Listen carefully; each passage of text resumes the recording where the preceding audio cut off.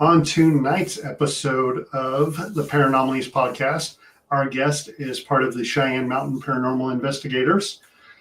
She has written books Strange Colorado and Strange Colorado Volume 2, Unfinished Business and Unfinished Business Number 2, Tales of Haunted Restrooms and Bathrooms. She has slept in some of the nation's most haunted locations and wrote Sleeping Among Spirits. She has also spoken at some Paracons and had some seminars. We'll talk to her about that. Tonight's guest is Erin Taylor.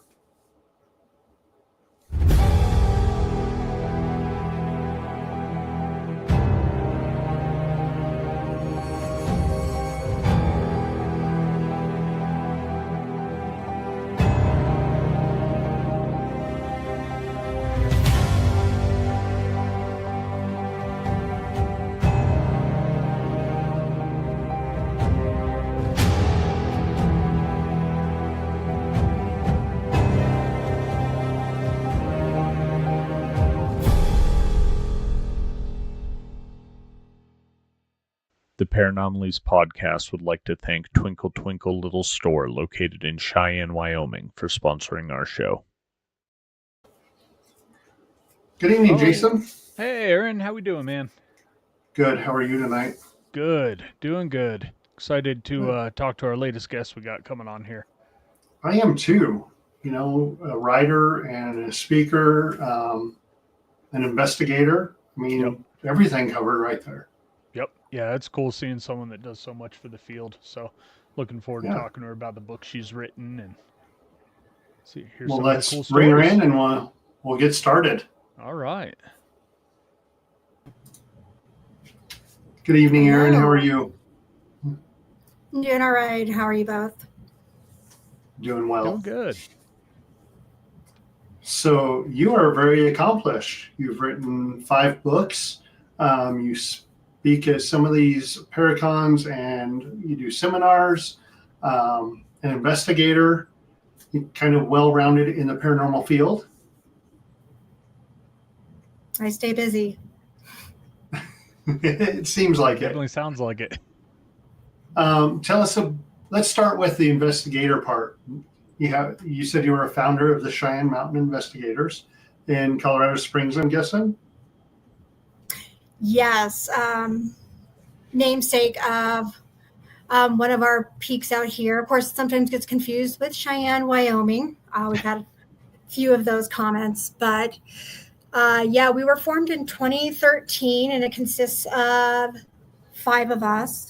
And basically the whole idea is like have ghosts, we'll travel. And we've gone various places, not just in Colorado, but like out to Utah and Indiana. And so, I mean, it's really the thrill of that chase. Yeah, I think I called it Colorado Mountain, but it is Cheyenne Mountain Investigators. I heard it as Cheyenne. I think we're good. Okay. So as an investigator, where are some of the places that you have been to investigate? Oh, gosh. Name a state in a year. If I'm going to stick to Colorado right now, one of the more popular ones that we go to is Cripple Creek. It's an old mining town. Now it's a casino town up in the mountains. They have a 100, maybe it's 90 years. My math is off. But old Teller Jail, that place is active about 22 hours a day. Best part is when you can go to bed at a decent time. Let's see here. Done the Cave of the Winds, which is a tourist attraction down here. It also made a mark on South Park, so some people may know it by that. Stanley Hotel, been there. We've done the Canyon City Penitentiary. I mean, as I'm sitting here realizing, I've done a lot in Colorado. But yeah, I mean, to list off everything. I mean, I've had the chance to go out to Gettysburg. I actually was just at a symposium in August. My husband and I stayed on the battleground in an old farmhouse. And so I'm like, just list a state. I Right. still have to go Yeah, out there, so. we're getting ready to vacation in Gettysburg, and I've been out there before. All of our listeners have heard it many times because that's one of my favorite places. We did do the bad thing, and we ended up on the battlefields at night and until about 4 a.m. And wow, talk about a place that's crazy. It's like supercharged. Yes, we were really close to Devil's Den, and we were Mhm. going to go do the naughty thing, and it was sunset, and we went over to the rocks, and of course it's just more of I don't call myself sensitive. I don't do any of that. But I saw a shadow dart behind the rocks. Oh We were wow. the only ones. So, Devil's Den is a cool area too. well, Yeah, for those that don't know, Devil's Den is where the artillery was set up, and they actually launched artillery over these big rocks into the battlefield where people were fighting. Oh, okay. So if you had to yeah, pick a favorite in Colorado, what would you do you have a favorite place to investigate? One of those that you always seem to, go back to? that would be the Cripple Creek Jail. That is, it was where I had like my first, I call it a full body apparition. I couldn't see facial features or anything like that. But yeah, I've been there multiple many times. I've been there, and it's always something different. Cripple Creek in general. I mean, if you guys want to take that trek down here, there are so many places. About 5 miles away, there's the Victor Hotel, and that is a 4-story hotel. The top floor used to be used as a morgue back during mining days. Oh, okay. And so I think I'm just partial to a lot of the mining towns right now. But yeah. I'm Yeah, I sure. spent a little time in Cripple it's Creek. pretty- We did the St. James Hotel, or St. James. Is it the St. Nicholas? James? St. Nicholas, To yes. St. Nicholas. Yeah, we stayed there for a couple Mhm. nights for an event. All paranormal investigators. It was fun. It was a pretty good time. Yeah, that I've stayed there a couple times, and it was pretty quiet, but yeah, there's been a lot of activity. Of course, we can't expect ghosts to be on all the time. Right. That's So why then, it's been so long sitting So in if you've dark been down rooms. Cimarron, oh, I think we have quite a delay here. I know you were having some Wi-Fi issues before you came on.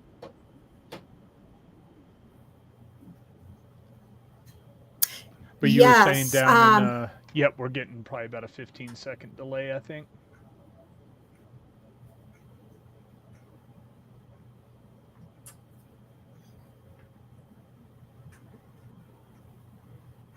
Jason, I'm going to leave it to you. Hey, there we go. Okay, sorry, I completely locked up as well. I was about ready to restart here. Yeah, so you said down in Cimarron? Cimarron, New Mexico.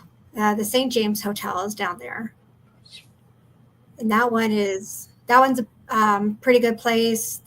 I think there's like 26 confirmed deaths on site. There's still bullet holes in the ceiling of the old saloon. Wow. So I imagine all this traveling is what kind of led you to start writing books. Do you want to tell us about how you decided to start writing, and tell us a little about your first book you put out? Absolutely. So I like to throw in my buddy Richard S. Depp, if you're familiar with him. Really prolific writer, amazing guy, and started doing adventures with him. People. Okay, we're back. So strange. And we were on his 10-night Great American Ghost trip where we road tripped all the way out to Gettysburg and came back. And on night 10, we were at Sally House in Atchison, Kansas. Are you familiar with Sally House? Oh yeah. Yep. Yeah, that's So you know one of my the bucket lore list of places. the little girl who's.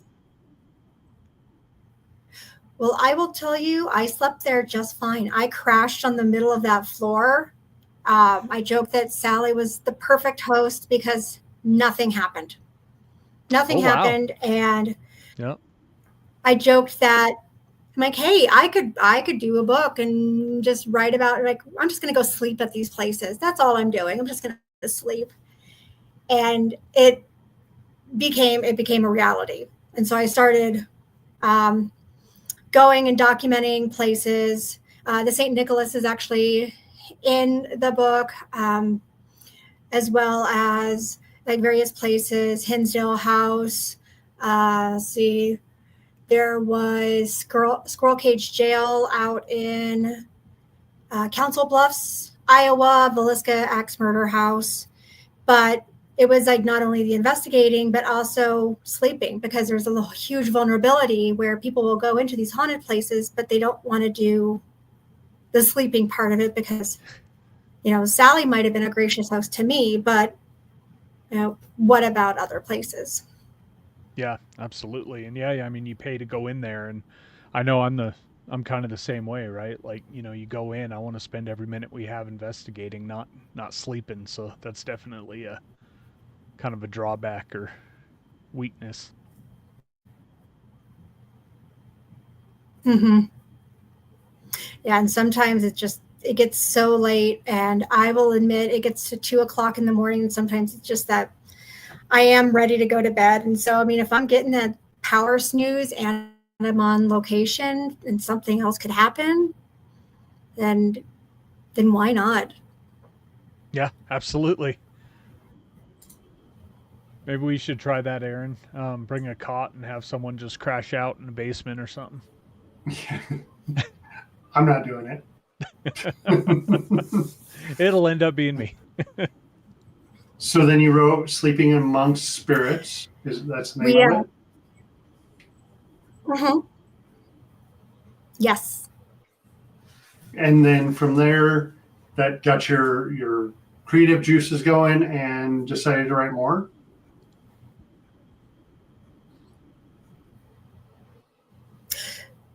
So the next one came out of a joke, and wondering why it's always women's restrooms that are haunted, and why are there always ghosts, and why is no one writing about this? And so it became a big question of, well, no one ever wants to talk about the bathroom, but yet we have so many places where there are haunted toilets, washrooms. Stanley Hotel, for example, has main hotel in their concert hall. But I ended up being the first, I'm probably the only who actually wrote a book. So, of course, the unfinished business was just that play on words. And it was remarkable how many places just came out of the woodwork with my buddy of mine. She's out in Georgia, and she'd be like, hey, did you know about this place? This place is haunted. And it was opening these doors. So I will tell you, it was a lot of fun to research, especially contacting people and going, hi, I have a strange question. How are your bathrooms? How are your toilets? Some of them answered, some of them didn't. Like, what the heck are you talking about, right? Yeah. Mm-hmm. And that's another thing. People don't want to think about haunted bathrooms. They don't want to. That's another vulnerability part. So, from all your research for this for this book, do you have any kind of theory as to why you think some of these, or there's so many bathrooms and washrooms and stuff that are that have a presence in them? The common theme that seems to be coming out is the running water. And why is that? With is that a conduit? Is it something where spirits can travel in and out? Is it something that brings them energy? And so, because I mean, there were some locations where it wasn't always a bathroom. And so there were spirits in there, and who knows if they were there from before and it's just residually in the ground. But the water, the more I have these conversations, it seems to be more than likely that's why it brings it in. Some people will say the mirrors. I'm not too sure about that one, because everything's theory, isn't it? Yep, exactly. If it's energy, if it's portals, don't know. Interesting. So do you have a favorite place in that book that you wrote about, either just from the interaction with the people, or that own it, or your own experience? So I have 2 books. That's how much it came out. So number 2, I had to do that. But I think one of the favorite stories that I have is the Skirvin Inn out in Oklahoma City, where there is a floor where the NBA opposing teams, whenever they're coming in to play the Thunder, they will stay there. They'll stay on the floor. I want to say it's 14. And there is a spirit of a woman named Effie. And Effie was said to be a mistress of Mr. Skirvin. He was a very, very wealthy Texan, came up to build a hotel and stuff. And the story, somehow she disappeared. And some people will say she just disappeared because she was forced to, she was killed, she suicided. And there's other theories about a baby, but there is no documentation of Effie. But the interesting thing here is, I keep just saying, but the NBA players have experienced her, especially in the bathroom, that she will come in, she will get into the shower. They have said that, like, in the mist, there's been a naked woman who forms. They've seen him in the mirror. Wow.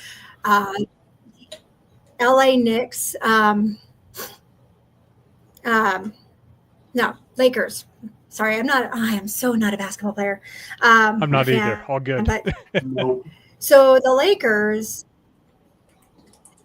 Meta World Peace, apparently he hooted and hollered about, this haunted lady, and I actually reached out to him. He never responded. I really wanted to hear what his thoughts were, because how dare this hotel have this ghost who's trying to touch him. There are other players who wouldn't sleep a wink, and the Thunder players were like, "Hey, thanks. Right. She's helping us win our games." Yep, she's on our side. But yeah. She's a Thunder fan. We'll make him tired. Yeah. So, mm-hmm. Nice. That's a thing for tall men, I guess.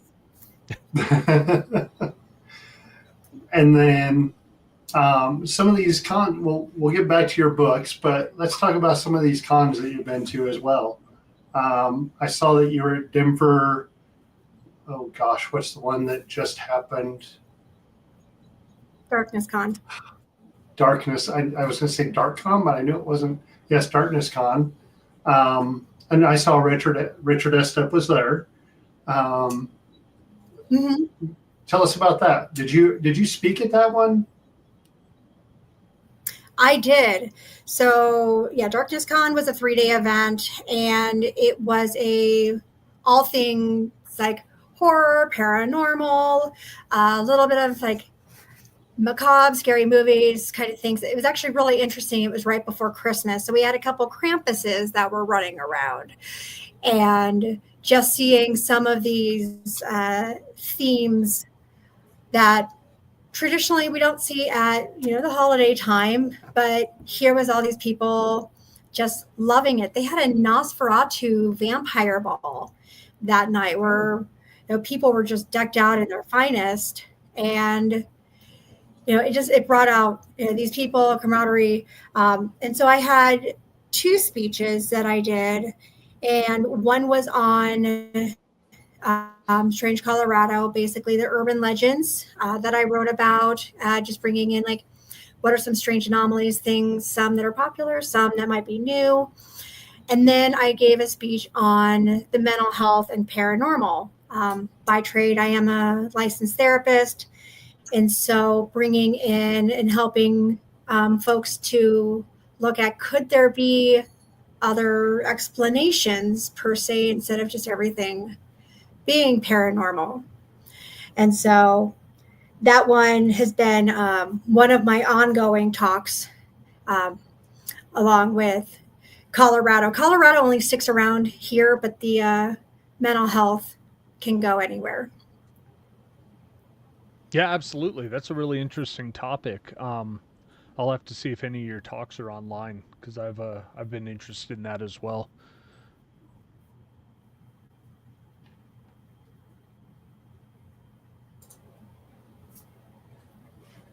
The Strange Colorado. So that leads us back to the Strange Colorado book. Janet Ramsey has just asked about names of your books. So Janet, those are going to be Strange Colorado. You have a first and a second volume of that. Unfinished Business is the Haunted Restrooms, and that's a 1 and number 2. I love that it's number 2. It's so funny. And then Sleeping Among Spirits are going to be those books, Janet. Strange Colorado, you just said you talk about that book, and that talks about urban legends and some things in Colorado. Tell us a little bit about that book. Sure. So Colorado, I am a native through and through, and I grew up with a lot of these stories, and I believed them. I had no basis not to. And once I started doing the investigative side and hearing a little bit more of the backside of it, first off, finding out some of the realities can be, a bummer, but it was also fascinating at the same time. And it became this project for me the last couple of years that I wanted to go to these places. I wanted to not only investigate what was the story, the lore, but also to see if I could experience it for myself. And so unlike Unfinished Business, where I did not go to all those locations, but in Strange Colorado, Sleeping Among Spirits, I did go to those locations to check them out for myself. So being able to look at those urban legends, there was stuff that I didn't even know about in our state that it was pretty cool. And again, it was like the Unfinished Business where I couldn't just do everything in one book. And I'm more than likely going to be working on the third one at some point. Yeah, so unfortunately, I haven't had a chance to take a look at them yet. They're definitely going on my reading list, though, because I love, local stuff. One that I've always been fascinated with down in Colorado is the Black Forest. Have you looked into that at all? The Black Forest is a mystical, magical place. I mean, it's a forest in the middle of the plains. And I will say that I have not had the opportunity to do any investigating out there. We did do Eastonville Cemetery. It's on the east edge of the Black Forest. Eastonville used to be an old stagecoach stop. So that's probably the closest extent that I have gotten, where we actually had some weird EMF readings happening in the middle of nowhere in the cemetery. The power lines were far off. But yeah, there's so many different elements, and probably looking at even elementals. If you think about Native American spirits, those could all be in there. Yeah, that's one I've just always enjoyed reading about, how they came in the 90s and, built what was supposed to be their dream home and essentially, got ran out of that area over a period of years, with what happened. And well, they still live there. Oh, do they? See? And that's where the urban legend comes in, because I was talking to someone about this a couple weeks ago, and they had told me the house was gone and been torn down and everything else. So, Oh no. Yeah, it's still occupied. It's got nice no trespassing signs all around it. You will get shot if you cross that line. So it is a fair enough. no go for me. You don't hear anything about it, so I'd imagine that the activity is gone, Okay. as we hear sometimes in these places. Yeah, yeah, and that is strange how it'll, pick up, and then some of these places it just, drops off for no reason, right? Like, I can see if, the building gets torn down, or, maybe an item that, something was attached to, move somewhere else, but for activity to just stop, right? It's how do you investigate why something stops?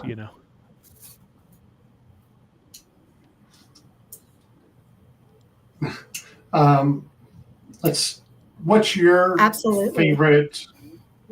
What's your favorite story in there, or your favorite lore of Colorado? So the one that blew me away is our number one cryptid. When I've asked people what they think our number one is, most people will say Bigfoot, because there's been countless Bigfoot sightings in the Rocky Mountains. We have the Bigfoot outpost out in Bailey, Colorado. If you ever get the chance to check that out, totally do it. It's fun. But there is. I'm sorry if you hear my cat running around. So there's a huge array of Bigfoot, and I am on the mission to go on a Bigfoot hunt. I haven't been able to figure it out, because it takes skills and tools and devices, and that's not our number one cryptid though. Our number one cryptid is called the slide rock bolter. The bolter. Yep. And it is a ugly dude, big old land whale that hooks its tails to the top of the peaks and waits for unsuspecting people, swoops down and eats them. It wiped out, well, I back up. It didn't wipe out. When they tried to kill one that was eating the people down in out in Rico, Colorado, down near Telluride, there he is. They set up a trap for him. They made a fake dummy full of dynamite, blew him up. That wiped out half the town of Rico. And yeah, he's our number one. So packed up the car, went with my husband. We went down to Lizardhead, where, again, the bolter said to hang out. My husband took the drone up. It was hiding. It didn't want to see us, I suppose. But I had never heard of him. And so I think everyone needs to hear about the land whale that likes to eat people. Yeah, I had never heard of that. Yeah, it is a very cool cryptid. I think it dates back to native times, right? It was a native belief. And yeah, like Erin said, yeah, it actually, they believe it hooks its tail into the mountains, and kind of waits to ambush. And yeah, it's just it's such a cool cryptid, because you're getting away, from the Bigfoot and the lake monsters, right? And most of the like bipedal stuff that you have in these cryptid legends. And getting into a whale that lives in Colorado, a land whale. So I've always loved that story. We do have a question from one of our watchers. Janet asked, "What is the scariest experience you have had?" Oh gosh, it's always when I get this question too that I try to think of. Sorry, my cat, and she's aptly named Sally after her house. Oh, that's cute. But I get such an adrenaline rush from a lot of these places. So I will share probably the first one that I can really think of. It was a brand new baby investigator, and we were investigating a place called Gold Camp Road, and it was the railroad, the tracks, that went between Colorado Springs and Cripple Creek and Victor, all the mining camps to get the ore back and bring it back down. And it turned into a road, and then now half of it is closed just due to deterioration. Anyways, the legend was that in these tunnels, that ghost children like to hang out there. If you parked your car, these kids would come up and they try to push your car because they died in a car crash.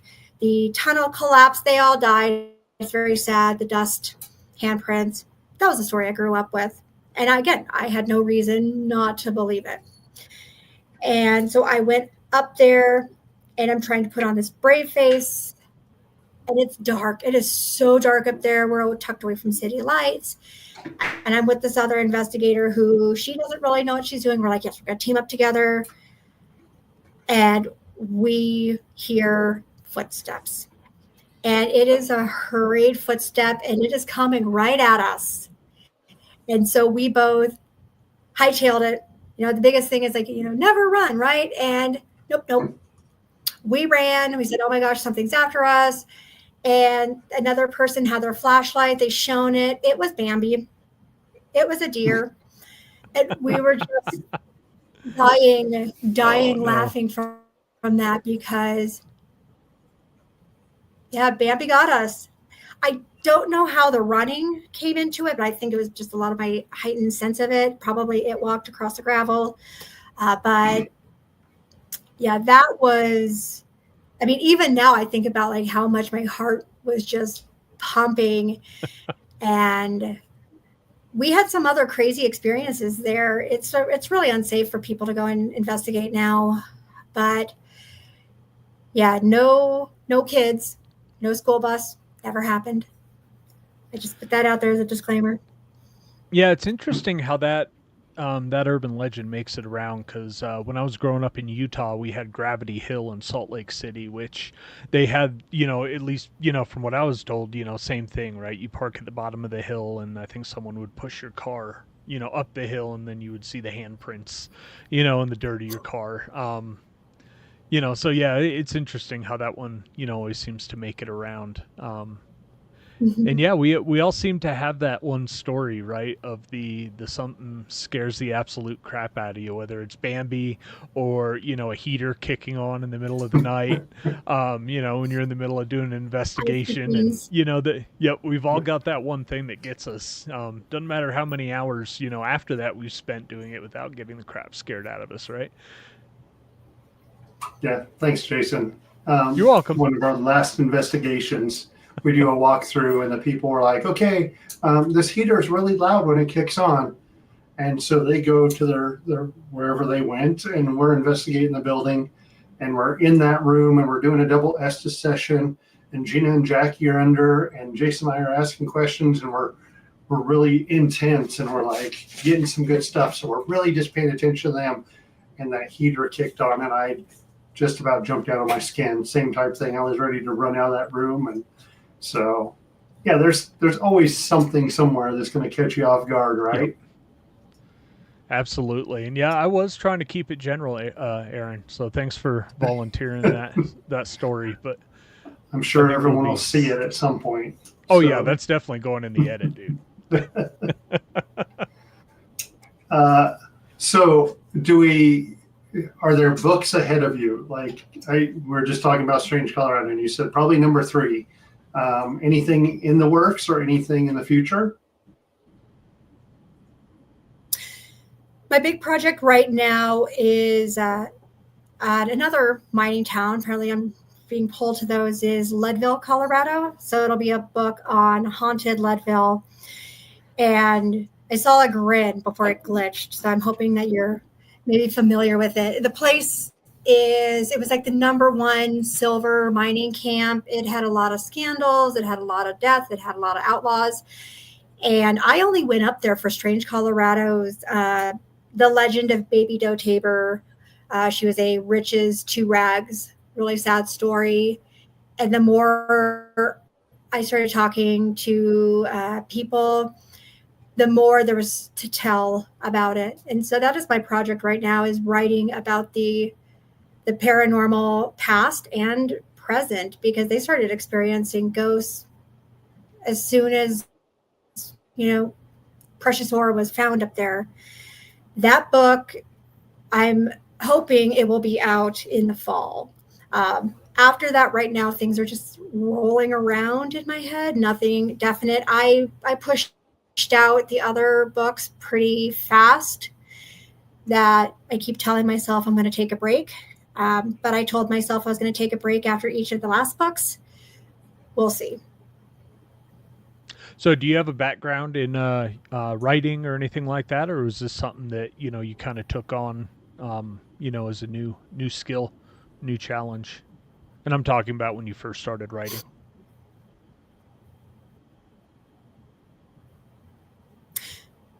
When I was younger, I always loved doing creative writing. And then I went to college and I went to graduate school, and writing just became tedious and mundane and boring. And so when I had first actually met Richard, I said, "Oh, that's so cool. You get to go travel and write." And he's like, "You could do it." And I laughed. I was like, "No way." Like, no, I can't write. What am I going to write about? Text citations and things. And so I just fell into it, and just being able to writing. So my first book is more, narrative storytelling. Basically, I wanted to be able to write as if I was the one who's saying it. And so it definitely has challenges. I thought grad school had corrected me of all my grammatical errors. I use Grammarly. Grammarly corrects me. And so editing can be a challenge. But I know from majority of authors, the writing is easy. It's the editing and formatting that becomes the hard part. Tough. Yeah. Well, hopefully, we'll see this one from about Leadville coming up, and we'll have to have you back on and talk about that for sure.